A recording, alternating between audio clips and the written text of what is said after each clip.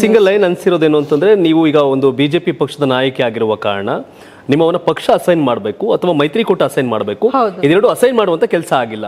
So ಅದನ್ನ ಹೊರತುಪಡಿಸಿದ್ರೆ ಬೇರೆ ಯಾವುದೇ ರೀತಿಯ ನಿಮ್ಮ ನಡುವೆ ಸಮಸ್ಯೆ ಇಲ್ಲ. ಇಲ್ಲ ಈಗ ನಾನು ಅದನ್ನೇ ನಿನ್ನೆ ಹೇಳಿದ್ದು, ಮಂಗಳೂರಿಗೆ ಮೈಸೂರಿಗೆ ಹೋದವಳು ಮಂಡ್ಯಕ್ಕೆ ಬರೋಕ್ಕೇನು, I would prefer to come to Mandya ಅಲ್ವಾ, ನನ್ನ ಕ್ಷೇತ್ರ ಅದು, ನಮ್ಮ ಜನ ಇದ್ದಾರೆ. ಸೊ ಹಾಗಾಗಿ ಇದು ಎಲ್ಲೋ ಒಂದು ಬೇರೆ ಕಮ್ಯುನಿಕೇಶನ್ ಗ್ಯಾಪ್ ಆಗಿರ್ಬೋದು. ಅದನ್ನು ನಾನು ಮನಸ್ಸಲ್ಲಿ ಇಟ್ಕೊಂಡಿದ್ರೆ ನಾನು ಈ ರಿಯಾಕ್ಷನ್ನ ಮೊನ್ನೆನೇ ಮಾಡ್ಬೋದಾಗಿತ್ತು. ಯಾಕೆಂದರೆ ದೇವೇಗೌಡರು ಒಂದು ಸ್ಟೇಟ್ಮೆಂಟ್ನ ಮಾಡಿದ್ರು ಮೊನ್ನೆ, ದಟ್ ಪ್ರೀವಿಯಸ್ ಡೇ.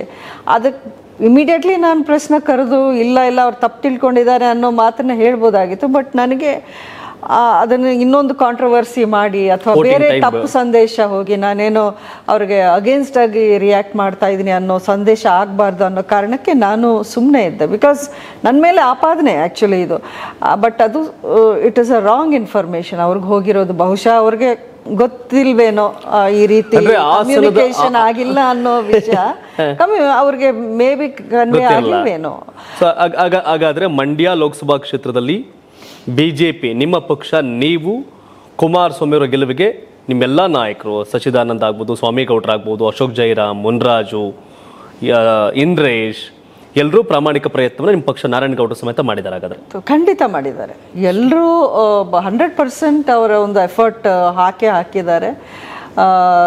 ಪ್ಲಸ್ ನಮ್ಮ ಬೆಂಬಲಿಗರು ಅವರು ಏನಿಲ್ಲ, ನನ್ನ ಮಾತು ಕೇಳ್ತಾರೆ, ನೀವು ಹೆಂಗೆ ಹೇಳ್ತೀರೋ ಹಂಗೆ ಮಾಡ್ತೀವಿ ಅಂತಿದ್ದಾರೆ. ಸೊ ಅವರೂ ಅಲ್ಲಲ್ಲಿ ಅವರು ಓಡಾಡಿಕೊಂಡು ಮಾಡಿದ್ದಾರೆ ಅವರ ಒಂದು ಹಂತದಲ್ಲಿ. ಸೊ ಎಲ್ಲೂ ಯಾರ ಮೇಲೂ ಬೆರಳೆತ್ತು ತೋರಿಸೋವಂಥ ಕೆಲಸ ಏನೂ ಆಗಿಲ್ಲ.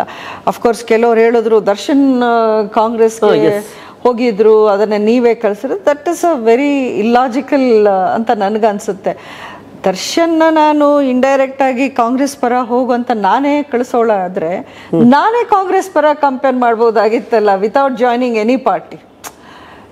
ಅಷ್ಟೇ ನನಗೆ ಕಾಂಗ್ರೆಸ್ನ ಗೆಲ್ಲಿಸ್ಬೇಕು ಅನ್ನೋಂಥ ಉದ್ದೇಶ ಇದ್ದಿದ್ರೆ ಇಷ್ಟು ರೌಂಡ್ ಅಬೌಟ್ ಯಾಕೆ ಮಾಡಬೇಕು ನಾನು ಅಲ್ವಾ? ನಂದೇ ಎಷ್ಟೊಂದು ಆಪ್ಷನ್ಸ್ ಇತ್ತು.